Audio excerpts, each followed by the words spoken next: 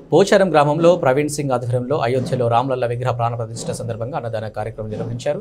పటాన్చెరు నియోజకవర్గం పరిధిలోని పోచారం గ్రామంలో ప్రవీణ్ సింగ్ ఆధ్వర్యంలో హనుమాన్ మందిరంలో అయోధ్యలో రామలల్ల బాలరాముని విగ్రహ ప్రాణ ప్రతిష్ఠ సందర్భంగా ఘనంగా హనుమాన్ మందిరంలో పూజలు నిర్వహించి అన్నదాన కార్యక్రమం నిర్వహించారు. అనంతరం వారు మాట్లాడుతూ ప్రపంచం, భారతదేశం, రాష్ట్రాలు, జిల్లాలు, గ్రామాలు అంతా రామమయం, జగమంతా రామమయం అనే నినాదం తప్ప ఇంకా ఏదీ వినిపిస్తలేదు. గాన కచేరీ బృందం జడల రమేష్ ఆధ్వర్యంలో గాన భజన కార్యక్రమాన్ని నిర్వహించారు. భారతదేశ ప్రజల 500 సంవత్సరాల నిరీక్షణ ఫలితమే ఈ రామ మందిర నిర్మాణం. దేశ ప్రధాని నరేంద్ర మోదీ ఆధ్వర్యంలో ప్రపంచ దేశాలు గర్వపడే విధంగా ప్రపంచంలో 3వ వింతగా అయోధ్యలో రామ మందిరం నిర్మించారని జనవరి 22న రామలల్ల బాలరాముని విగ్రహ ప్రాణ ప్రతిష్ఠ చేసి గర్భగుడిలో కొలువు తీర్చారు. కార్యక్రమంలో పోచారం సర్పంచ్ జగన్, ఉప సర్పంచ్ రాజు, ఎంపీటీసీ మమత, భిక్షపతి, మాజీ ఎంపీటీసీ రామరాజు, ప్రవీణ్ సింగ్, వారి కుటుంబ సభ్యులు, గ్రామ యువత, గ్రామ పెద్దలు తదితరులు పాల్గొన్నారు.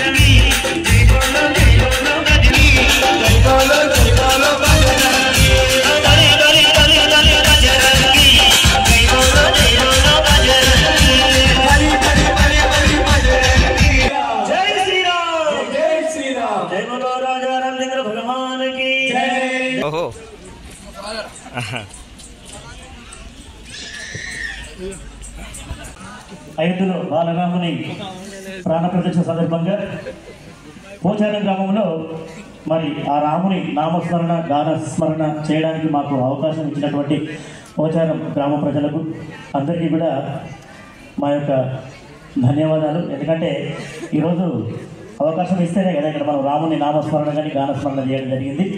రాముడు అంటే ధర్మానికి ప్రతీక. రాముడు అంటే ధర్మం అంటేనే రాముడు, న్యాయం అంటేనే రాముడు. అలాగే మరి రాముడు దేవుడే కాదు, మానవాళికి ఆదర్శప్రాయుడు.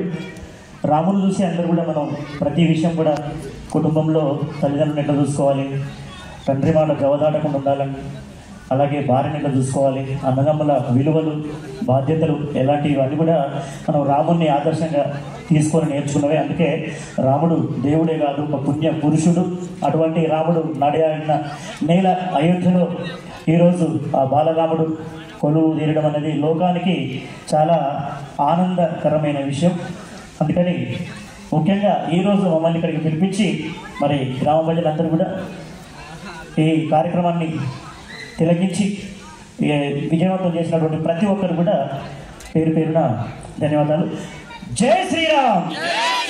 మరి ఈరోజు అన్న ప్రవీణ్ సింగ్ అన్న ఈ కార్యక్రమానికి అంటే మన ఈ గాన కచేరీకి తన ఆర్థిక సాయం అందించాడు. అలాగే ఈరోజు మనం తీసుకున్నటువంటి ప్రసాదం భోజనాలు కూడా అన్న ఏర్పాటు చేయడం జరిగింది. అన్నకు, అన్న కుటుంబం అందరికీ కూడా మరి ఆ కోదండరాముడు నిండు దీవెనలు ఎలా వెళ్ళడం ఉండాలని మనస్ఫూర్తి కోరుకుంటూ జై శ్రీరామ్, జై బలో రాజా రామచంద్ర భగవానికి, జై బలో సీతామాతాకి, జై బలో పవన సుత వీర హనుమానికి. ఈరోజు మనకు నెరవేరింది. మన మహత్కరమైనటువంటి వ్యక్తి అయినటువంటి నరేంద్ర మోడీ గారి చేతుల మీద రాముడికి అలా ఒక రామ మందిరం నిర్మించడం జరిగింది. ఎప్పటిలాగే ఎప్పుడూ జరగని కళ ఈసారి జరిగింది. ప్రతిసారి సాటర్డేను సండే రావాలని కోరుకుంటారు, కానీ ఈసారి మాత్రం ప్రతి ఒక్కరు సండే రోజు మండే ఎప్పుడు వస్తారని ఎదురు చూసిండ్రు. అది శ్రీరామ వారి యొక్క గుడి ఆరంభోత్సవం కార్యక్రమం గురించి. ఈ 500 ఏళ్ల తర్వాత ఈరోజు మన రాష్ట్ర ప్రధానమంత్రి చేతుల మీదుగా రాముడు వారికి ఒక ఇల్లు అనగా ఒక గుడి నిర్మించారు. దాని సందర్భంగా ఈరోజు మన గ్రామంలో మనమందరం కలిసి ఒక మహత్కరమైన కార్యాన్ని చేజార్చుకోకుండా అందరం దగ్గరుండి ఈ కార్యక్రమాన్ని దిగ్విజయం చేసుకున్నాం. ఇందులో భాగంగా మనం మంచిగా అన్నదాన కార్యక్రమం చేసుకున్నాం. మీరు అందరం భక్తితో శ్రీరాముల వారిని పూజించుకున్నాం. దీనికి మనందరం, మన గ్రామ ప్రజలు, మన సర్పంచ్ గారు, మన ఎంపీటీసీ గారు, మనందరూ కలిసి ఈ కార్యక్రమాన్ని దిగ్విజయం చేసినందుకు మేము వారికి పేరు పేరున ధన్యవాదాలు తెలియజేస్తున్నాం. ఈరోజు సాయంత్రం మీ ఇళ్లలో మీరు 5 దీపాంతాలు వెలిగించి మరి అలాగే ఇంకో 5 దీపాంతాలను మన గ్రామ పంచాయతీ వద్ద మైసమ్మ గుడి ముంగడ వెలిగించి అక్కడ మనం ఒక బాణసంచా పేల్చి మన సంతోషాన్ని వ్యక్తం చేసి ఈరోజు దీపావళి కార్యక్రమం లాగా దీపావళిని, 2వ దీపావళిని ఈరోజు జరుపుకోవాలని మీ అందరినీ మనస్ఫూర్తిగా కోరుకుంటున్నాం. జై శ్రీరామ్, జై శ్రీరామ్, జై శ్రీరామ్.